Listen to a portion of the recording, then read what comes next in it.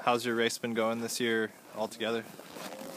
I can't complain. I mean, I'm here 7 hours ahead of when I plan to be. Yeah. You know, I've had a great race, and that's just the strange thing about it is, and I guess I said it before the race, you know, you can't pick one or two teams to beat. You may pick 5 best teams and beat all 5 of them and still come in 10th. There's so many good teams, you can't really do that. So, I don't know, I'm really happy with how the dogs did, and all I can do is race my team. And I'm going to try to get them to know them as fast as they can safely and healthily do. And to do the team justice, that's what we got to do. We got to give them the opportunity to shine. They worked hard to get here. That being said, if a team can do it even better than us, more power to them. They've got a great dog team. And if not, then I guess we win. So I'm not too concerned about it. I think it's going to be a good race. We're going to have a good finish. And as long as I can walk away from this thing feeling like I ran the dog team wisely and got them there as fast as they can, then, you know what, we'll be happy with whatever place that is. So just hopefully it's in the top 5, at least. A minute ago you were talking about sort of the hard and fast trail. Tell me about that. It's favoring the other teams, it sounds like? I mean, it's favoring everybody in the sense that we're all getting down the trail faster. But for a team that's, like I am, planning to catch up from some time deficit in the end, it's a lot easier to do that if there's at least something that slows them down. On a hard and fast trail, a tired dog team can coast and just trot down the trail with no resistance, and they might go half a mile an hour slower than a well-rested team.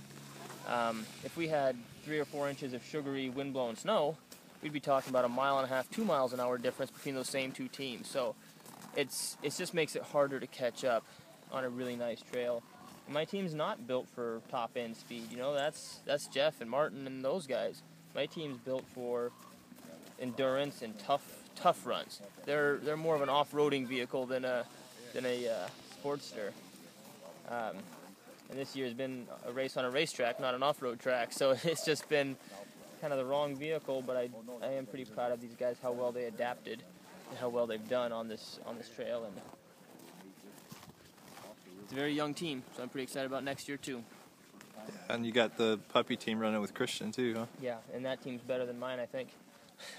There's more good dogs in there. I took his 2 best puppies, and they're 2 of my best dogs.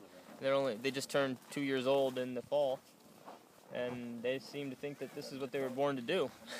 Yeah. I suppose they were, but they just run, and they're happy, and they bark, and they eat, and they pull, and they think life is great as a sled dog. So next year, when I combine this team with that group of dogs, which is not only very genetically talented, but has gone through what I think is probably the most in-depth developmental program any puppy has ever gone through from birth to 3.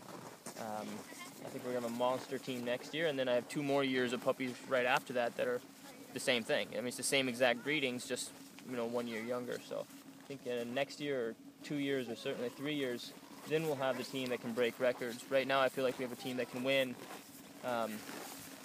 even if just barely, if we're on the right kind of conditions. And I don't know that this was the right kind of conditions.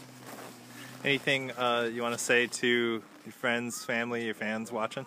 You know, I guess it's pretty nice being out here just able to race and not worry about anything else. And so for that, I appreciate all the support from everybody, everything from J.J. Keller and Associates, my sponsor, to my wife and daughter, and everybody who's been behind us to get us on the trail. And then once we're on the trail, everything's already been taken care of. You know, here I am doing food, cooking for the dogs, and everything's pre-sliced and pre-bagged, and the booties already have the little powder inside of them, and everything's counted and sorted. That took hundreds, thousands of hours from a lot of people so that I can come out here and race and shave seconds and minutes off a race time.